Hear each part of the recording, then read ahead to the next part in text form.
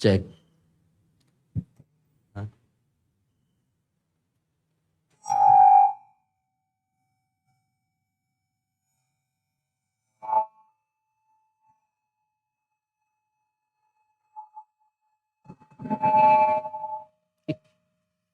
Ini panitia nggak persiapan.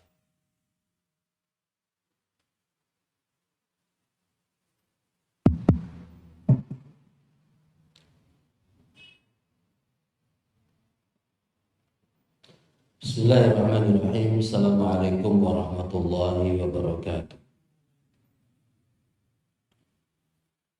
Innal hamdalillah nahmaduhu wa nasta'inuhu wa nastaghfiruh wa na'udzu billahi min shururi anfusina wa sayyiati a'malina. May yahdihillahu fala mudilla lahu wa may yudlilhu fala hadiya lahu.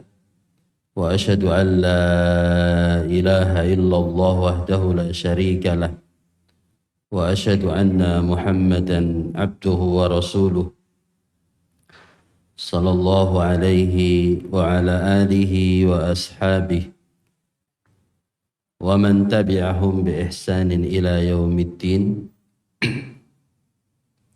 قال الله تعالى في القرآن الكريم يا أيها الذين آمنوا اتقوا الله حق تقاته ولا تموتن إلا وأنتم مسلمون.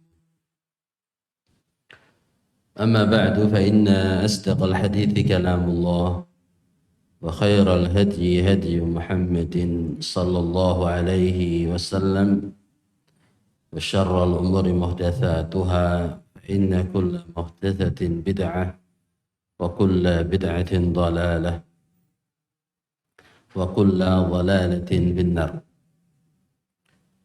Jemaah sekalian rahimani wa rahimakumullah, ikhwani wa akhwat fillah, azani Allah wa iyyakum, kaum muslimin dan muslimah, para pendengar setia Radio Mas FM. Semoga Allah memberkahi kita semua dimanapun Anda berada. Alhamdulillah kita bersyukur kehadirat Allah SWT pada pagi hari ini, Ahad keempat, kita bisa berkumpul di Masjid Al-Hidayah yang kita banggakan ini dalam rangka kajian rutin setiap Ahad pagi. Dan Ahad keempat biasanya tentang tazkiyatun nufus. Alhamdulillah kemarin kita sudah selesaikan kitab Ashrul Qawaid, 10 kaidah tazkiyatin nafas yang dikarang oleh Syekh Abdul Razak Abdul Muhsin Al-Abbad hafizahullah. Dan sekarang pembahasan kita tentang tarbiyatul aulad fi dhawi al-kitab was sunnah, yaitu tentang pendidikan anak menurut bimbingan cahaya Alkitab, Al-Quran dan As-Sunnah. Jadi pembahasan ini untuk bagian saya yang ringan-ringan aja. Yang berat-berat, akidah, tafsir, kita serahkan kepada guru-guru kita. Ustaz Muslim, Ustaz Lutfi, Ustaz Abdurrahman Ahmad. Ahad keempat kita tema-tema yang ringan-ringan seperti ini. Sekalian kita belajar, sharing bersama. Buku ini ditulis oleh Syekh Abdus Salam,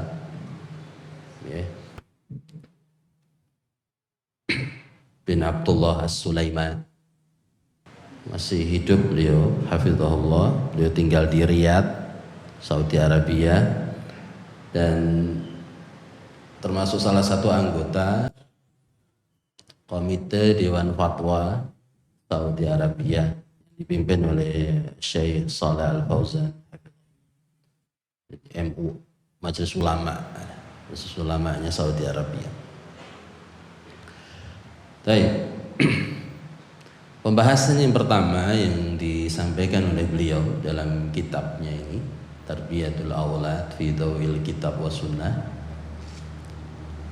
Bab pertama adalah al-auladu ni'matun minallahi wa hibatun minhu. Beliau ingin mendasari pembahasan tentang tarbiyah aulad ini dengan mengingatkan kita semua bahwa al-auladu ni'matun minallah, bahwa anak, ya, itu adalah nikmat dari Allah, wahibatum minhu, dan anugerah, hibah dari Allah Subhanahu wa taala. Ya. Hibah itu ialah al-atiyatu bi ghairi 'audin, yaitu pemberian, ya, tanpa minta ganti. Itu hibah, anugerah, karunia dari Allah Subhanahu wa taala. Laki-laki, perempuan, ya, semua anugerah, semua karunia dari Allah Subhanahu wa taala. Ini dasar yang harus kita pahami menurut Syekh supaya kita bersyukur memiliki anak, baik putra maupun putri, itu adalah anugerah. Kita tidak bisa memilih, ya. Kita hanya bisa meminta. Laki perempuan kita hanya bisa meminta, tapi tidak bisa menentukan, karena itu adalah hibah, murni anugerah dari Allah Subhanahu wa taala. Dalilnya adalah surah Asy-Syura. Surat Asy-Syura ayat 49 dan 50. Allah SWT berfirman, lillahi mulkus samawati wal ardh. Bagi Allah lah kerajaan langit dan bumi. Yahluqu ma yasha, Allah mencipta apa yang Allah kehendaki. Yahluqu ma yasha. Jadi hak cipta itu hanya di tangan Allah Subhanahu wa taala. Yahabu liman yasha, Allah memberikan hibah, anugerahnya kepada siapa yang Allah kehendaki. Inatha, anak perempuan. Wa yahabu liman yasha'u ad-dzukura. Dan Allah juga memberikan hibah karunia ini kepada orang yang Allah kehendaki, yaitu anak berjenis kelamin laki-laki, dzukura. Jadi perempuan, laki itu Allah hibahkan kepada yang Allah kehendaki. Jadi semua itu atas masyiah, kehendak Allah Subhanahu wa ta'ala. Jadi kalau kita udah tahu bahwa itu kehendak Allah kepada kita, ya udah, nggak usah komplain. Jadi harus ada rasa terima.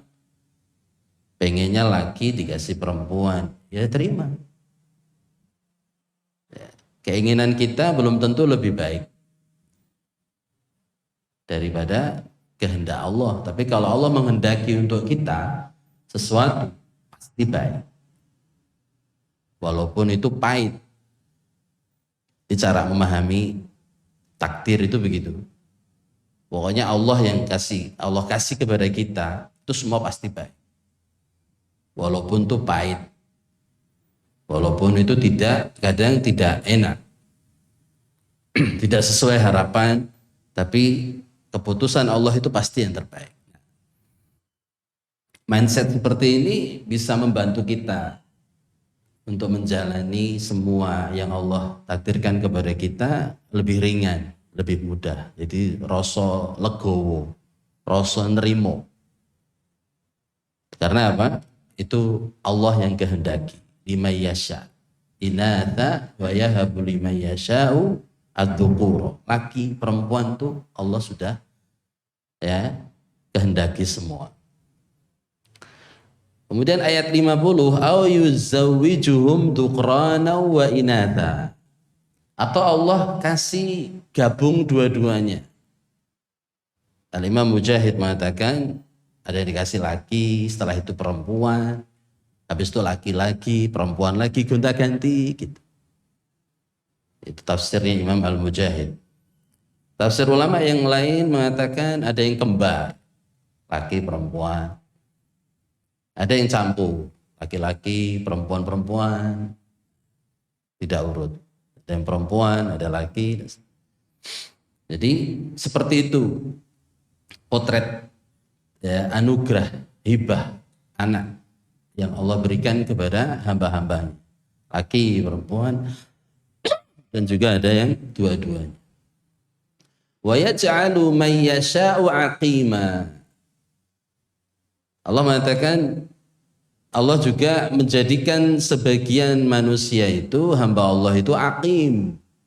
Aqim itu apa? Mandul. Jadi mandul nggak punya anak itu juga masyiah, ketentuan, kehendak dari Allah Subhanahu wa taala. Manusia nggak bisa menentukan. Manusia hanya bisa meminta, berharap, berusaha. Ya. Maka kalau udah ngerti bahwa aqima, mandul, tidak punya keturunan itu adalah masyiah, kehendak dari Allah, ya harusnya kita ini nahan komentar. Dari komentar yang menyakitkan hati, perasaan yang bersangkutan. Ya. Kok ya, lama nggak punya anak toh loh. Ini kan berarti memang dia nggak ngerti bahwa itu bukan di wilayahnya orang tersebut.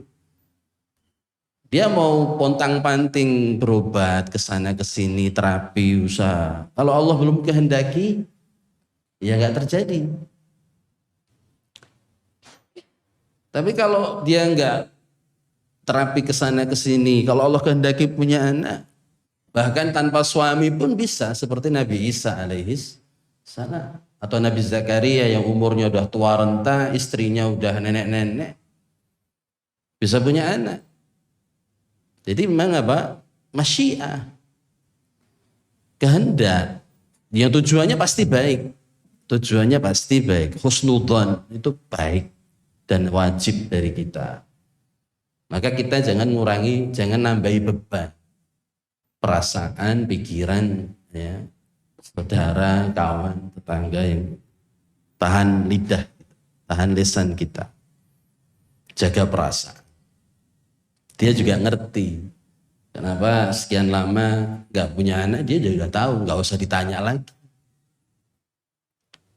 Termasuk yang jomblo-jomblo kapan nikah, gak usah ditanya. Belum, dia mau nawar-nawar, mau menjual diri juga gak ada yang. Kalau Allah gak kehendaki jodohnya datang, gak ada.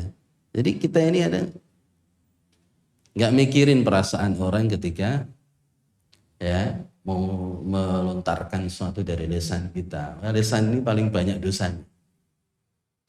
Lisan sama yang di antara selangkangan, kemaluan. Itu Rasulullah SAW mengatakan dua itu. Jadi lisan sama kemaluan. Hati-hati. Jadi ayat ini menjelaskan kepada kita, anak dan tidak punya anak itu masyiah, kehendak dari Allah SWT. Dan kehendak Allah pasti yang terbaik, walaupun itu pahit. Jadi husnudzon, prasangka baik kepada Allah itu wajib. Al-khiratu khiratullah, pilihan Allah, kehendak Allah itu pasti yang terbaik. Banyak hikmah. Innahu alimun qadir. Allah itu maha tahu. Jadi jangan dikira Allah nggak tahu. Kalau kita susah, nggak punya anak itu susah. Ya, belum dapat jodoh juga susah. Allah itu alim. Tapi juga Allah qadir. Allah itu maha mampu. Tapi kenapa tidak disegerakan? Ya Allah ingin tahu. Sebatas jauh mana ya kualitas keimanan kita. Semua itu ujian. Anak banyak ujian, anak sedikit ujian, nggak punya anak juga ujian. Semua sama saja. Allah ingin yang terbaik dari kita.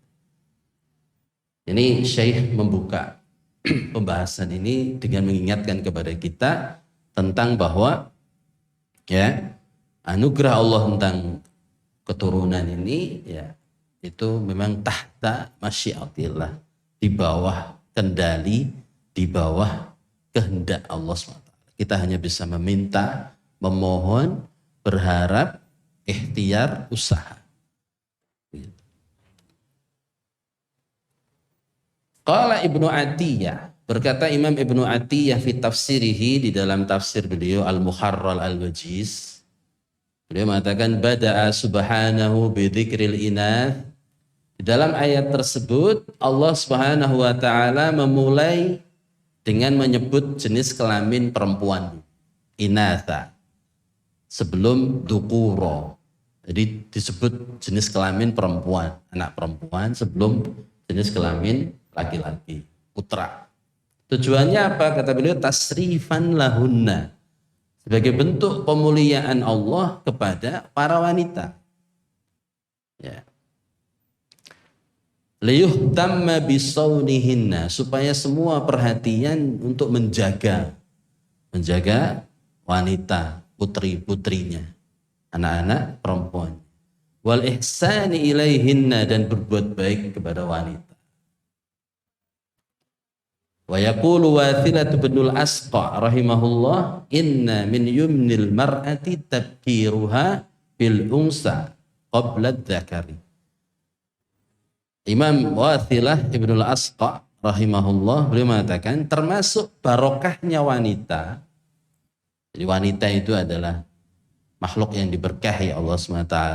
Tabkiruha, Allah memulainya lebih dulu, disebut lebih dulu jenis kelamin perempuan qabla dzukur atau qabla dzakar, sebelum jenis kelamin laki-laki. Li'anna Allah bada'a bil inath, Allah memulai dengan menyebut wanita. Ya. Wa min yumnil mar'ah ay min barakatiha, ini barokahnya wanita. Wa alamati sa'adatiha fid dunya qabla al-akhir, dan tanda kebahagiaan wanita di dunia sebelum di akhirat. Tuh Allah ingin ngasih tahu, ini loh wanita itu mulia di dalam Al-Quran, didahulukan penyebutannya sebelum laki-laki. Jadi ini bukan tanpa makna, tapi maknanya adalah karena Allah memuliakan dan menghargai, ya, menyematkan barokah pada wanita itu. Ada hadis tentang kemuliaan atau barokah wanita, tapi hadisnya ini maudhu, hadisnya palsu. Dijelaskan oleh Syekh Albani bahwa hadisnya tidak benar. Hadis itu diantara bunyinya adalah min barakatil mar'ah ibtikaruha bil unsa. Ini kalau hadisnya tidak sahih, bahwa diantara barokah wanita itu adalah Allah menyebutkan dalam ayat tadi, ya, perempuan itu didahulukan dibanding laki-laki. Ini hadisnya ada, ya, untuk mendukung ayat tadi, tapi sanadnya tidak sahih, kata Syekh Albani rahimahullah. Tapi ya, kita tidak memandang hadis tersebut, tapi kita melihat kepada hikmah mengapa ayat tadi, ya, mendahulukan wanita dibanding pria, atau anak perempuan dibandingkan anak laki-laki. Hikmahnya, ya, seperti disebutkan oleh para ulama dalam kitab mereka, di antara Imam Ibnu Qayyim al-Jauziyah rahimahullah. Jadi terlepas dari hadisnya bermasalah, ya, hadisnya palsu, tapi ayat tadi ingin menjelaskan tentang bahwa anak itu anugerah, mau laki mau perempuan itu anugerah semua. Sementara manusia tidak memiliki pilihan untuk menentukan jenis kelamin buah hatinya. Anak-anak itu hibah, pemberian karunia dari Allah SWT. Manusia hanya bisa meminta. Sehingga yang lebih penting adalah mensyukuri kehadiran anak-anaknya, mau laki mau perempuan, disyukuri semuanya. Para ulama menilai keberuntungan bagi yang memiliki anak perempuan. Di dalam ayat ini menjelaskan tentang keberuntungan bahwa siapa yang memiliki anak perempuan lebih dulu, barepe perempuan. Ya, untuk membangun sikap optimis kepada kita semua orang-orang yang beriman supaya tidak menganggap sial, ketika kita dikaruniai Allah anak perempuan. Seperti sikapnya orang-orang musyrikin jahiliyah dulu. Ketika mereka diberi kabar punya anak perempuan, mereka dhalla wajhu muswadda wa huwa kadzib. Wajahnya langsung menghitam, tanda dia kecewa, wa huwa kadzib, dan marah. Ini dijelaskan Allah dalam surah An-Nahl ayat 58 sampai 59. Surat An-Nahl ayat 58 sampai 59. Ini adalah gambaran orang-orang jahiliyah dulu ketika punya anak perempuan. Jadi Allah kabarkan di dalam surah An-Nahl ayat 58 sampai 59. Wa idza busyira ahaduhum, jika salah satu dari mereka diberi kabar bil unsa, bahwa calon anak yang mau lahir ini adalah perempuan, dhalla wajhu muswadda wa huwa kadzib, maka merah padam, hitamlah muka mereka, tanda kecewa, dia sangat marah. Yatawara minal qaumi min su'i ma busyira bihi. Orang tua yang dikabari bahwa anaknya perempuan lahir, itu langsung berusaha bagaimana menyembunyikan aib. Jadi anak perempuan dianggap aib, membawa sial, menyusahkan, nggak bisa berdiri, nggak bisa mandiri, ya, selalu bergantung kepada orang tua, begitu. Yang terbangun di pikirannya orang-orang jahiliyah dulu. Sehingga mereka berusaha bagaimana anak perempuan ini tertutupi aib. Ayumsikuhu ala haunin, apakah dia tetap memelihara, membesarkan anak perempuannya ini walaupun dengan menanggung rasa hina, gitu. Al-Quran menggambarkan seperti itu. Awdadussuhu fiturab, atau dikubur anak perempuan itu hidup-hidup di dalam tanah. Ala sa'ama yahkumun, alangkah buruknya apa yang telah mereka lakukan. Ini gambaran di Al-Quran. Jadi Allah ingin mencitrakan bahwa yang dilakukan orang-orang jahiliyah dulu itu tidak sahih. Di dalam surah Asy-Syura yang kita baca tadi, justru Allah mendahulukan penyebutan inath, jenis kelamin perempuan, sebagai bentuk bantahan kepada sikap-sikapnya orang-orang jahiliyah dulu. Supaya kita orang-orang yang beriman senantiasa bersyukur, ya, dianugerahi anak oleh Allah, baik laki-laki ataupun perempuan. Kemudian Imam Ishaq ibnu Bishir beliau mengatakan nazalat hadhil ayah fil anbiya. Ayat tadi surat Asy-Syura 549 sampai 50 tadi itu sebenarnya turun kepada para nabi, kondisinya para nabi. Tsumma amat. Kemudian ayat ini berlaku untuk umum semua manusia selain para nabi. Yang pertama, falutun. Ayat ini menjelaskan tentang Nabi Lut, karena Nabi Lut itu abul banat lam yulad lahu dzakar. Nabi Lut itu anaknya semua putri, semua perempuan. Nabi Lut punya 2 anak bintani, semua perempuan. Lam yulad lahu dzakar. Nabi Lut tidak punya anak laki-laki.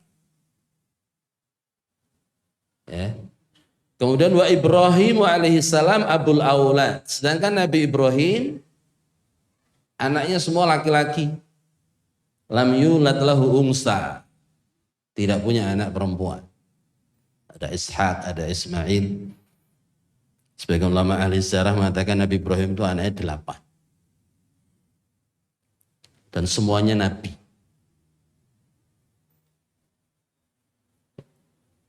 Keturunannya juga nabi semua, cucu-cucunya, cicit-cicitnya. Bahkan Nabi kita Muhammad sallallahu alaihi wasallam termasuk keturunannya Nabi Ibrahim dari jalur Ismail.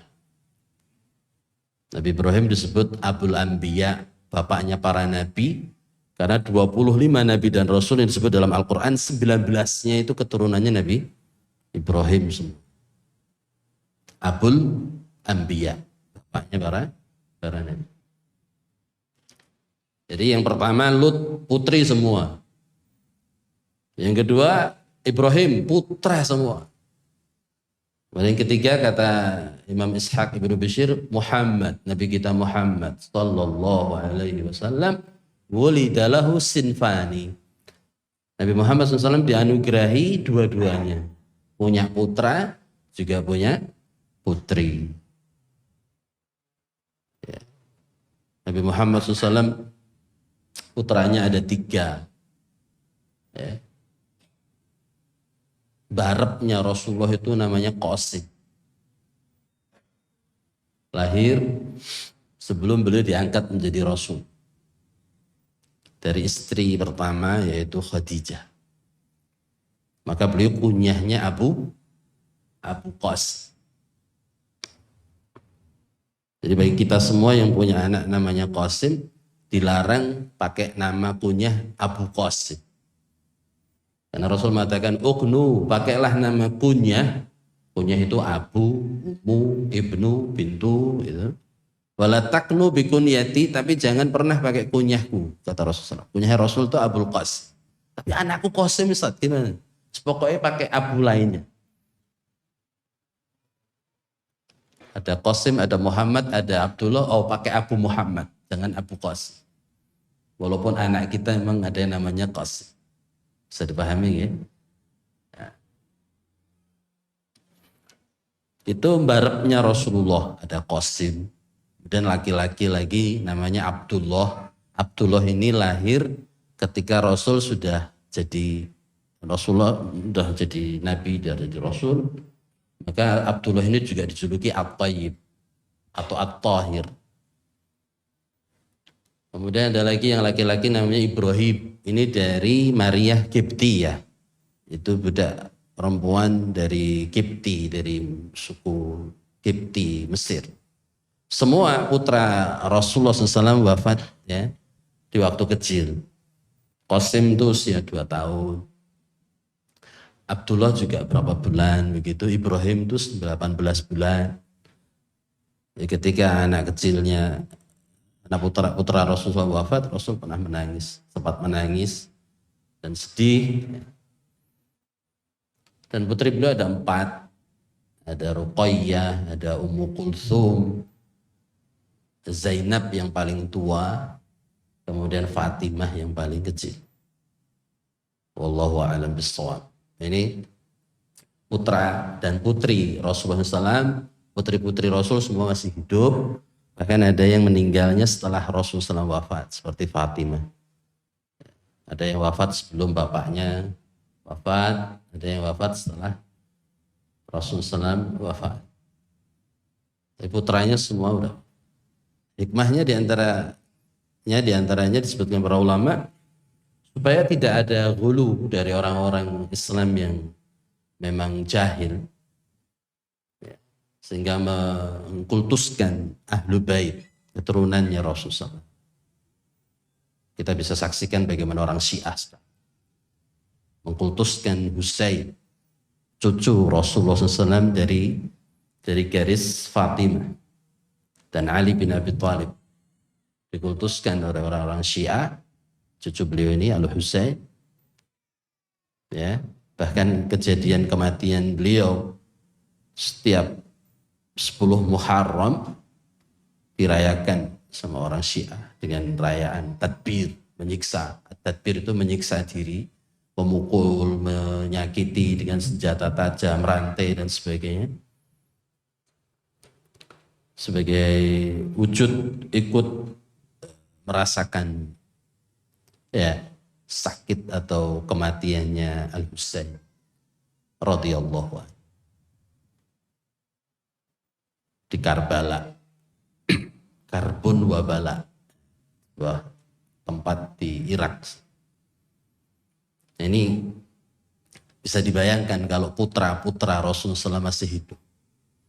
Ya, maka di antara hikmahnya Allah ingin seperti itu, bahwa Rasulullah adalah nabi yang terakhir. Sehingga takut nanti putra-putranya diangkat sebagai nabi penerus bapaknya oleh kaum muslimin yang kurang faham, atau orang-orang yang sesat dari kalangan orang Syiah dan sebagainya. Itu hikmahnya yang disampaikan para ulama di antaranya. Allahu a'lam.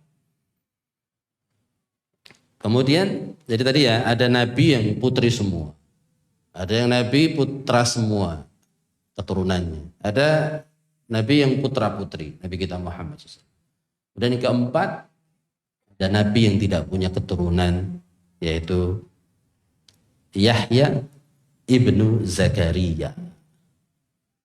Yahya ibnu Zakaria, yaitu Aqim, mandul juga.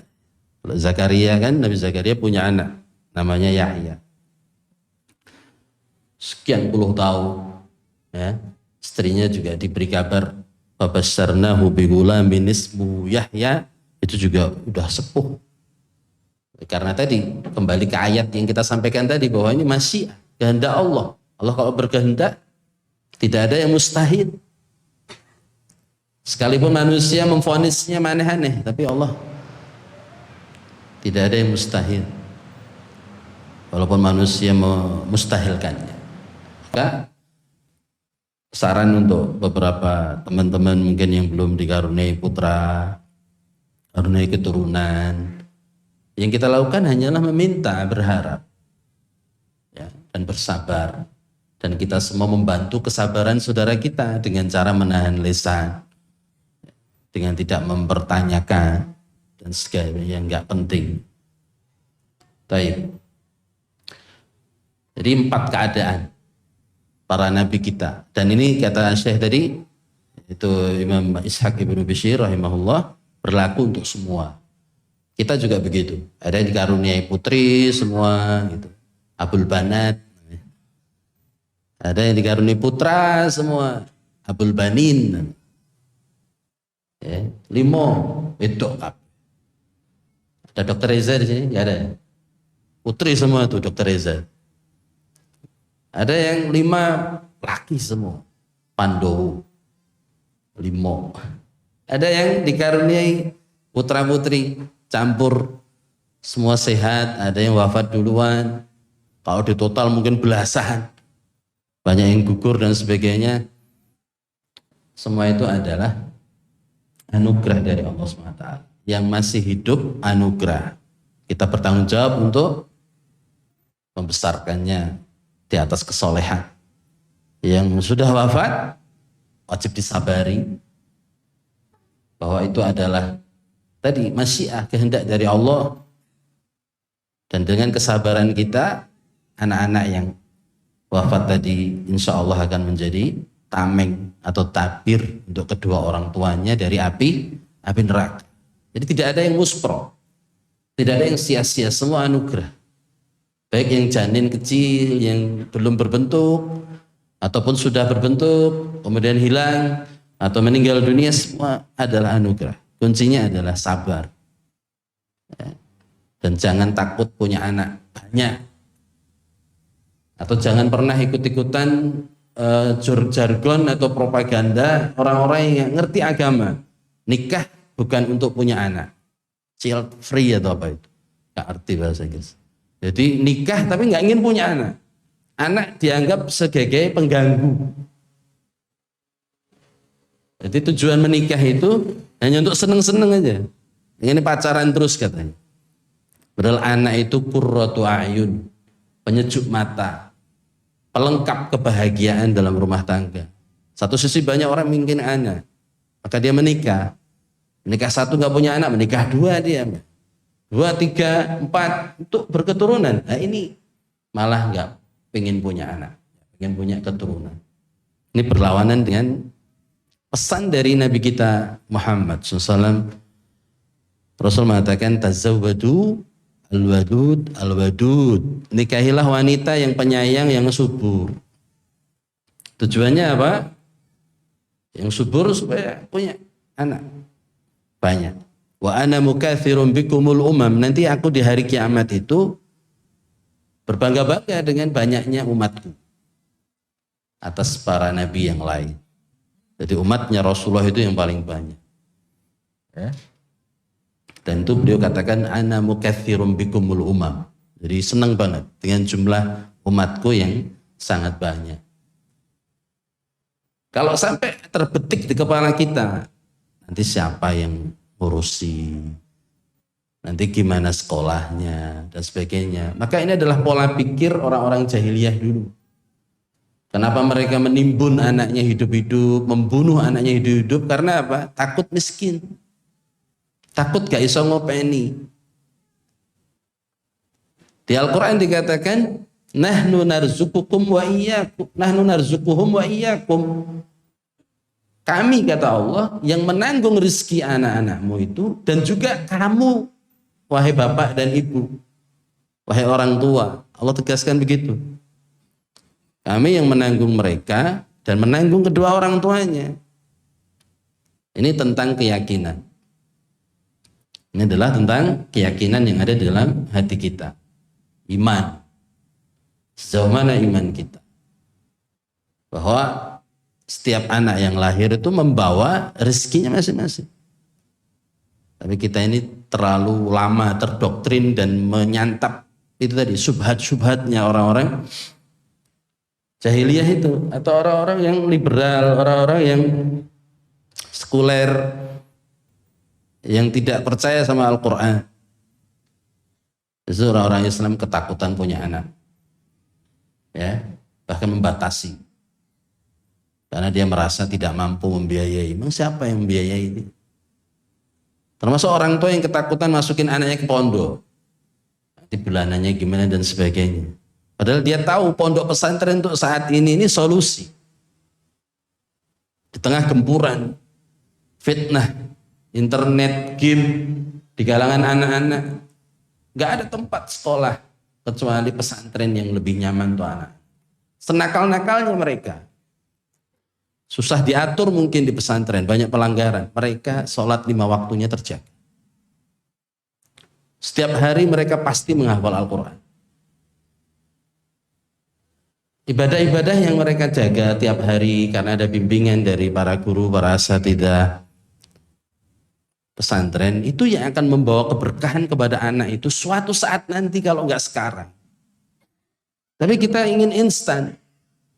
Anak baru setahun mondok pengennya udah jadi ulama, ahli ibadah, nggak boleh nakal, nggak boleh main. Ini terjadi orang tua merasa gagal ketika nyekolahkan anak di pesantren beberapa saat.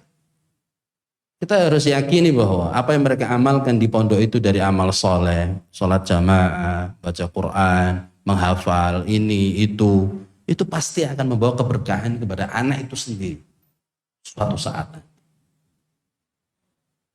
Di saat kita mungkin sudah nggak ada lagi,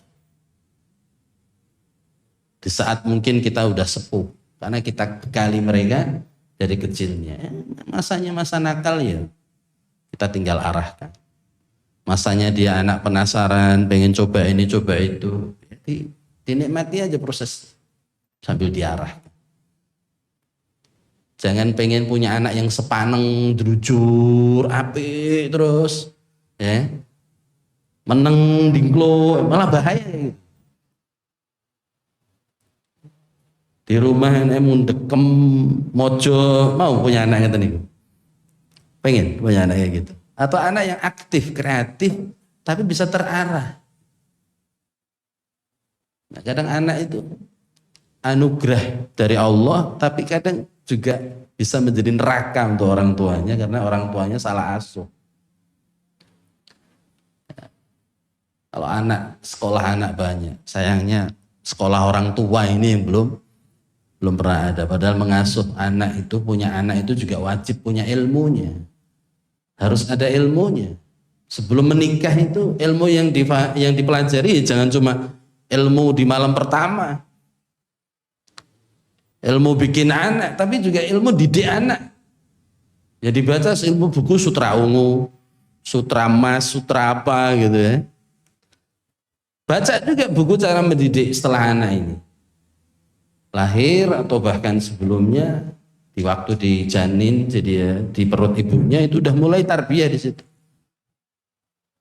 Ada perdebatan antara bapak ibunya tentang arahan sekolah. Ibunya pengen umum, bapaknya pengen pondok.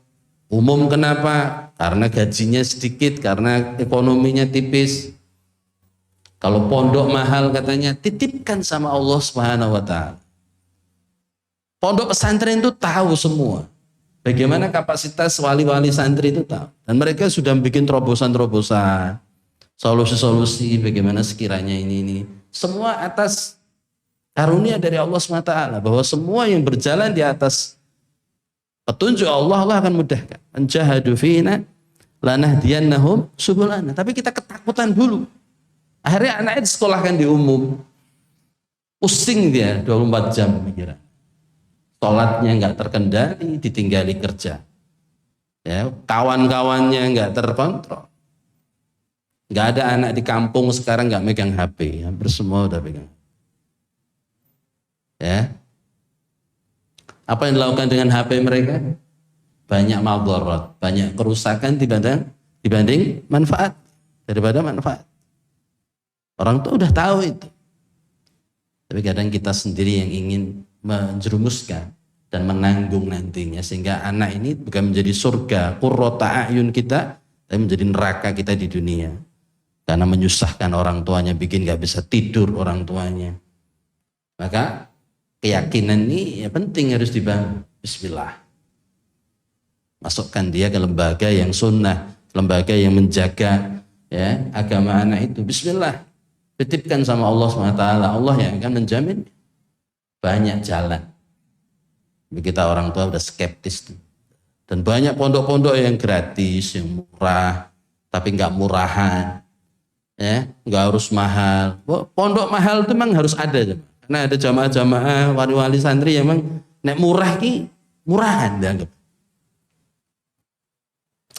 Bulanan kok 500.000 itu anak saya makan apa? Makannya berapa kali? Itu banyak sekali yang nanya kita di.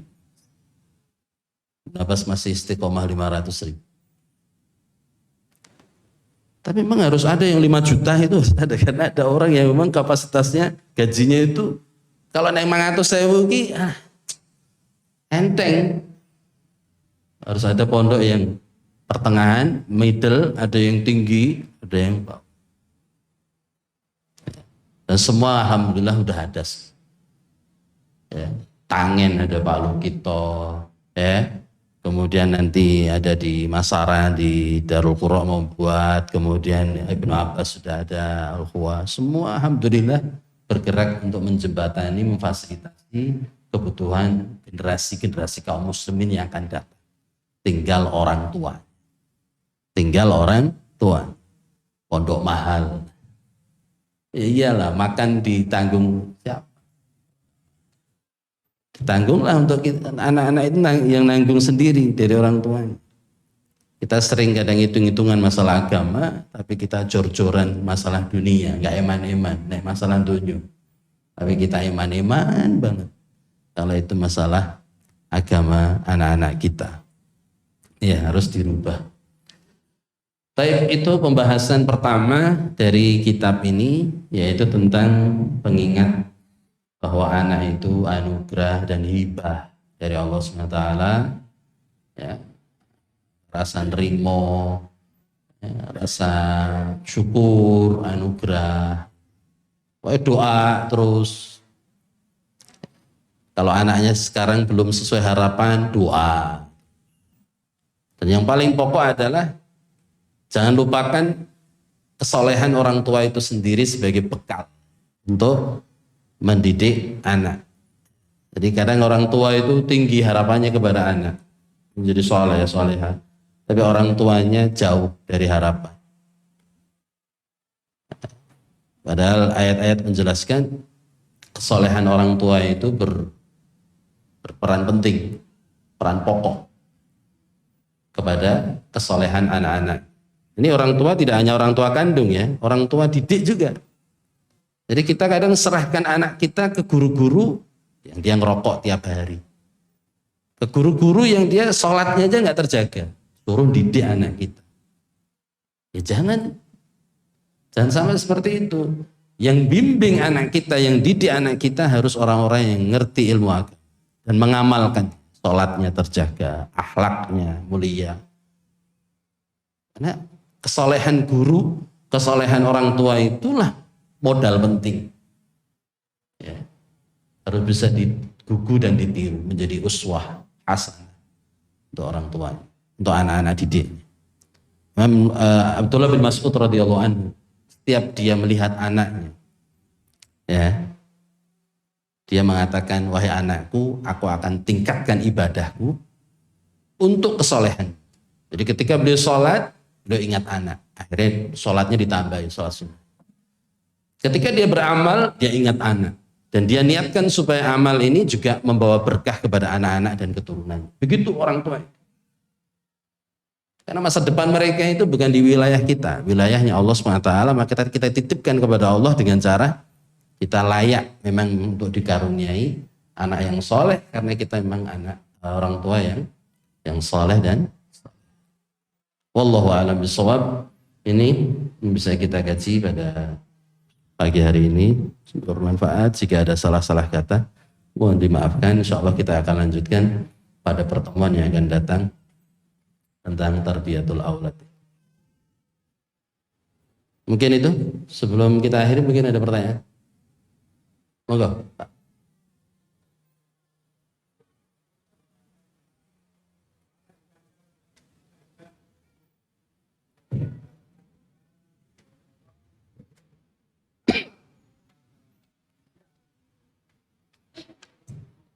Bismillahirrahmanirrahim. Terkait dengan ibadah, maka ibadah dalam apa itu yang dibahas pada hari ini adalah tentang Allah yang telah mengasih hibah anak kepada seseorang.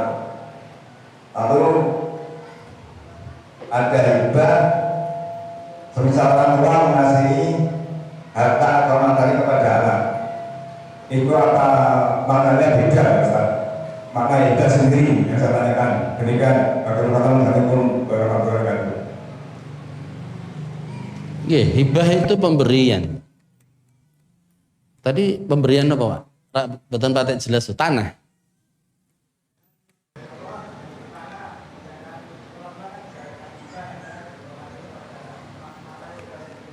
Oh gitu. Pokoknya warisan ampun dihibahke. Harta waris itu nggak boleh dihibahkan, harus dibagi sesuai dengan hukum waris. Jadi nggak boleh misalnya tanah ini dihadiahkan ke anak satunya, yang lain nggak dapat. Kalau itu memang harta waris, maka tidak ada hibah di situ. Harta warisan tidak boleh dihibahkan, harus dibagi sesuai dengan hukum syariat Islam. Wallahu a'lam bishawab. Saya mendengar kajian Ustadz bahwasanya kalau ingin punya anak baik laki-laki atau perempuan ada caranya. Contoh jika ingin punya anak laki-laki, caranya adalah dalam melakukan hubungan perempuan dulu yang keluar dan sebagainya. Tak kata baca, vulgar. Apakah cara seperti ini dibenarkan dalam Islam? Apakah menyalahi aturan? Tidak. Dijelaskan Imam Al-Qayyim dalam kitab beliau Tuhfatul Maulud Tuhfatul Maudud fi Ahkamil Maulud, yaitu tentang hadiah, buku tentang hadiah berharga untuk anak-anak keturunan atau putra-putri yang dilahirkan. Di dalam buku itu dijelaskan tentang itu tadi, ikhtiar, usaha ya dari suami istri untuk mendapatkan jenis kelamin anak tertentu. Kalau perempuan seperti ini, laki-laki seperti itu, caranya begini begitu. Detail disampaikan oleh Imam Al-Qayyim. Tapi kembali lagi bahwa itu hanyalah bentuk dari usaha. Apakah itu menentukan? Enggak bisa. Ya, apakah itu menentukan? Enggak bisa. Banyak yang KB tetap tembus juga. Banyak yang azal akhirnya punya anak lagi juga. Nggih betul? Karena memang Allah kehendaki apa itulah yang terjadi. Manusia hanya bisa itu tadi. Jadi apakah pertanyaannya apakah itu benar? Ya benar, ada ulamanya yang mengatakan seperti Ibnu Qayyim. Tapi ini tidak menentukan bahwa kamu kalau punya cara seperti itu anakmu bakalan pasti perempuan, kalau kamu seperti itu nanti bakalan anakmu laki-laki, itu nggak bisa. Bahkan di antara khurafat ya, tahayul yang beredar. Kalau ibunya mengandung dan ingin lahir perempuan, suruh baca surah Maryam. Ben koyo Siti Maryam katanya. Kalau ingin laki-laki ganteng, bagus dan sebagainya, suruh baca surat Yusuf. Nah, kok nek macane surat Al-Baqarah gitu. Al-Baqarah, surat Al-Ankabut. Ini tahayul khurafat. Kemudian ada pamali-pamali. Kalau hamil nggak boleh ke kebun binatang, nyedek-nyedek ketek. Wah, anakmu kayak ketek. Lihat orang yang jelek di jalan, amit-amit jabang bayi. Ini jangan begitu, nggak ada itu. Berlawanan dengan akidah. Itu namanya khurafat. Namanya apa? Tasya'um. Menganggap-anggap sial, tatoyur. Ya. Minta dilus-lus siapa artis umpamanya atau siapa yang diharapkan ingin kayak gitu, terus ketemu orang yang nggak diinginkan, ta'awud ya. Nah, ini nggak benar. Itu namanya pantangan-pantangan, pamali-pamali yang tidak sesuai dalam syarat Islam. Ya, tinggalkan dengan yakin. Ya, tinggalkan dengan yakin dan percaya bahwa itu bertolak belakang dengan dalil, nggak ada dalilnya. Kalau itu baik, pasti disampaikan. Ya, pasti dia disampaikan. Lau kana khairan lasabaquna ilaihi. Seandainya itu baik, maka sudah ada ilmu-ilmu yang menyampaikan di dalam Quran dan Sunnah dan pemahaman salaf. Nggak ada. Maka jangan seperti itu. Makan degan, misalnya minum degan, air degan dan sebagainya begini. Kalau memang sesuai medis ada buktinya, yes, ya nggak apa-apa. Kalau memang ada bukti secara ilmiah, walaupun nggak ada dalilnya, degan nggak ada di zaman Rasulullah. Adanya kurma, adanya sari kurma, ya, dan sebagainya, madu. Kita harus bekali diri kita dengan ilmu yang cukup. Aqidah, fikih dan sebagainya dalam menyambut kehadiran anak. Wallahu a'lam bishawab. Cekap? Terakhir. Monggo. Assalamualaikum warahmatullahi wabarakatuh. Assalamualaikum. Ustaz, yang Anda tanyakan, anak kita sudah sekolah di SDIP yang sesuai dengan sunnah, yang dimana di situ diajarkan mengaji, hafalan Quran, dan sekarang yang Anda amati, anak-anak sekarang kan pulangnya agak sore, mendekati asar atau jam 2. Terkadang sampai di rumah itu anak-anak capek, inginnya tidur dan lain sebagainya. Namun biasanya di kampung itu ada TPA yang pada asar.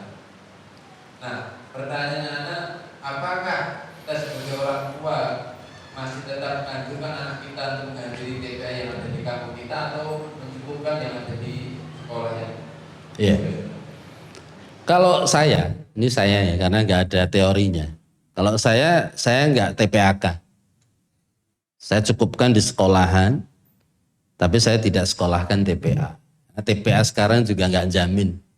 Ya, apalagi kualitas TPA sekarang kadang nggak lebih baik anak kita. Ya, kualitas guru-gurunya juga seadanya. Nggak lebih baik dari SD. SD langgamnya baca Syekh Musari Rosyid, di TPA jadi Nusantara. Langgam Qur'annya. Beda langgam beda lagu dalam menghafal Quran dan sebagainya, itu juga membingungkan anak. Di sekolahan kita tahu gurunya, akidahnya, manhajnya. TPA campur aduk. Gak ngerti yang diajarkan. TPA itu hanya untuk sosialisasi, dia bersosial. sama teman-temannya. Kalau memang itu dibutuhkan, kalau enggak dia udah capek. Jadi kan kalau pagi belajar sampai sore kon sinauneh ini mau enggak ngaji sore. Capek mesti. Tapi anak-anak kita kon kudu. Wong tuane padahal enggak sanggup. Itulah kita. Anak kita kon pinter kabeh ilmu, bapake isone mung nukang. Tapi anak kita kon pinter kabeh. Matematika pinter, IPA pinter, biologi pinter, maca Quran pinter, bahasa Arab pinter, semua pinter. Kowe kudu pinter kabeh. Bijimu kudu 10 kabeh. Ini harus dirubah. Anak kita kalau pinter matematika, pinter bahasa Arab lah ya, pinter bahasa Arab. Nggak pinter matematika, yang kita bimbelkan yang pelajaran yang mana? Kita kasih tambahan sekolah anak kita ini pelajaran yang mana Pak? Sekarang ini orang tua sekarang. Matematika kan, ben pinter kan. Ini anak udah nggak bakat matematika, tapi dipaksa. Dibimbelkan di sekolah sampai dia stres. Tapi bahasa Arabnya yang pinter, bahasa Arabnya yang jago, nggak ditambahi. Sehingga dia bisa menjadi ahli bahasa Arab di bidang. Jadi orang tua sekarang yang lemah itu yang ditekankan ke anak. Padahal anak udah nggak kuat, udah nggak bisa, udah nggak minat. Tapi yang bisa malah justru nggak diperhatikan, nggak ditambahi, nggak ditingkatkan. Jadi kalau satu sekolahan itu atau anak kita 5, umpamanya yang satu bebek, yang satu ini itu, pokoknya kabeh kudu iso menek. Bebek kudu iso menek. Sing monyet kudu iso renang. Umpamanya ngeten niku. Jadi semua harus sama. Disamaratakan. Nah itulah pola pikir sekarang. Dulu di zaman Rasulullah SAW tidak begitu. Ada sahabat Utsman bin Affan yang jago bisnis. Abdurrahman bin Auf jago bisnis. Umar bin Khattab dia di leadership. Abu Bakar ada di leadership. Abu Hurairah dia nggak dagang, dia menghafal. Jadi para sahabat Rasulullah SAW juga mandiri di bakatnya masing-masing.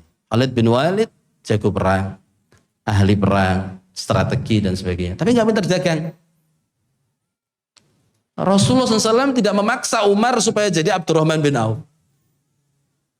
Rasulullah tidak mengarahkan Abdurrahman bin Auf supaya menjadi Khalid bin Walid. Enggak, semua berjalan sesuai dengan passion, bakatnya masing-masing. Akan menjadi orang hebat di bidangnya masing-masing. Khairun nas anfa'uhum linnas. Manfaatnya mungkin di bisnis. Manfaatnya ngajar. Anak kita 5 jangan disuruh sama semua. Kudu hafid Quran. Umpamanya. Harus jago jualan semua. Enggak bisa. Orang tua harus mendeteksi itu dari dini supaya kita tahu mana yang bakat di mana dan itu kita legitkan, bukan yang minusnya dia. Minusnya orang punya kemampuan berbeda-beda. Jadi kalau pertanyaan kayak tadi, kalau saya nggak akan ikut di TPA karena udah cukup di sekolahan tadi. Anak juga butuh waktu untuk istirahat, bermain. Dan yang paling pokok adalah membentengi dia dari asupan-asupan ajaran, pemahaman yang kurang pas. Takutnya kontradiktif. Yang disampaikan di SDIT-nya sama yang di TPA-nya. SDIT punya kompetensi. Dia punya arahan-arahan, pemahamannya begini. Di TPA nggak ada rata-rata. Paling ikut batko. Dan itu pun tidak terstruktur kurikulumnya. Hanya asal ngajar dan sebagainya. Dan TPA yang terbaik itu yang ngajari bapak sama ibunya. Buatlah TPA di dalam rumah tangga kita, di rumah kita. Ya, bapak ibu kudu iso ngajari TPA. Anak-anaknya sendiri muridnya, bukan anak orang lain. Kalau orang tua punya TPA di rumah masing-masing, muridnya adalah anak-anaknya sendiri. Ini adalah TPA yang paling sukses ya, dimanapun berada. Dibandingkan TPA yang gurunya campur aduk, nggak jelas manhajnya, akidahnya, pemahamannya. Kita serahkan anak-anak kita ke mereka? Ya tentunya tidak. Apalagi setelah belajar ke guru-guru yang berkualitas di sekolah. Wallahu a'lam bishawab. Tapi kalau TPA-nya memang oke, bagus, iya silahkan. Itu jawabannya. Jadi silahkan dilihat kualitas TPA-nya. Kalau memang bagus, anak kita mau, asik, happy, lanjutkan. Kalau memang dia terbebani, kualitas TPA juga kurang bagus, stop, biar dia istirahat. Cukupkan dengan apa yang di sekolahan dan bimbingan dari kedua orang tuanya. Mungkin itu. Bisa minta saran kepada asatidzah yang lain. Itu hanya sedikit sharing dari saya. Wallahu a'lam bishawab. Naktafi wa nahtatim bidu'a kafaratil majlis. Subhanakallahumma bihamdika asyhadu an la ilaha illa anta astaghfiruka wa atubu ilaik. Oh ya, ada titipan dari pengurus radio Mas FM bahwa ada titipan kenceleng ya. Ada umpung itu kota infak. Ini nanti yang minat bisa ambil karena operasional radio ini juga tanggung jawab kita semua. Para pendengar setia radio Mas FM, para relawan, kita butuh ya support dari panjenengan semua. Berapapun itu insya Allah bermanfaat karena kita bikin tower baru di daerah Cetho, kita ada operasional bulanan yang cukup besar juga sebagai amal jariah untuk kita. Orang tertarik untuk ngaji karena radio dan itu ada andil dari kita, maka kita mendapatkan pahala yang lebih besar, lebih berharga daripada unta merah, kata Rasulullah SAW. Maka sisihkan infak terbaik kita bulanan ataupun tidak untuk kelangsungan ya dakwah lewat radio Mas FM yang kita cintai. Nah, beban tidak mungkin ditanggung pengurus 1, 2, 3 orang atau yayasan saja, tapi ini adalah tanggung jawab kita semua kaum muslimin, terutama muslim ahlus sunnah wal jamaah di wilayah Sragen dan sekitar. Masuk saya juga, insya Allah juga ikut andil dan juga asatidzah yang lain mungkin di luar dugaan juga banyak yang ikut andil ya untuk bagaimana membantu keberlangsungan operasional radio Mas FM. Tanggung jawab kita semua. Semoga Allah berkahi dan memudahkan. Assalamualaikum warahmatullahi wabarakatuh.